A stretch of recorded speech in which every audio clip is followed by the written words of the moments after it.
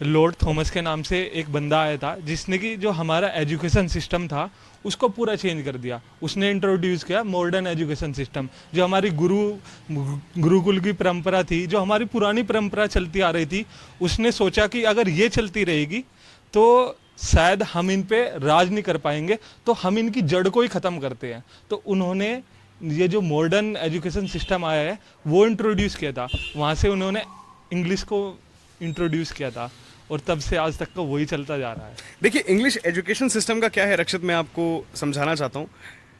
Macaulay जब आया तो मैकॉले ने क्या करा, उसने एक बड़ी अच्छी पदवी दे दी। पदवी क्या दी कि इनको अगर गुलाम बनाना है तो अंग्रेजी बना दो, जी अंग्रेजी सिखाना शुरू कर दो, जी ये अपने आप गुलाम बन जाएंगे। हम मैकॉले का नाम तो जानते हैं, लेकिन एट द सेम टाइम हम स्वामी दयानंद सरस्वती का नाम भूल जाते हैं, जिस मनुष्य ने, जिस संत ने आर्य समाज की स्थापना करी सन 1875 में। स्वामी दयानंद सरस्वती उन विद्वानों में से हैं जिनकी पदवी इतनी प्रबल थी कि अगर आज भी हम उनके सत्यार्थ प्रकाश को पढ़ते हैं तो हमें ज्ञात होता है कि वाह, शिक्षा हो तो ऐसी हो जो आपको चरित्रवान बनाए।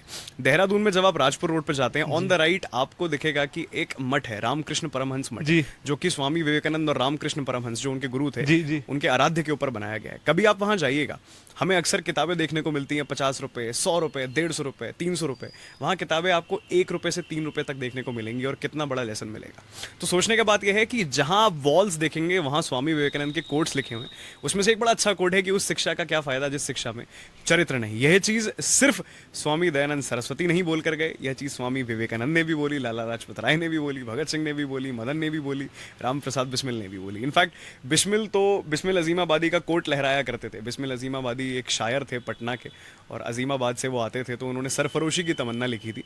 तो जो सरफरोशी की तमन्ना है वो समझना हमारे लिए बहुत जरूरी है, सिर्फ गुनगुनाना नहीं, समझना बहुत जरूरी है। जिस इसका प्रकार सर मीनिंग बताइए। देखिए, ऐसा है कि अगर सही रूप से देखा जाए तो सरफरोशी की तमन्ना क्या है कि सरफरोशी की तमन्ना अब हमारे दिल में है। देखना है जोर कितना बाजुए कातिल में है। रह बरे राहे मोहब्बत रह न जाना राह में, लज्जत इस शहरनावा आदि दूर ए मंजिल में है।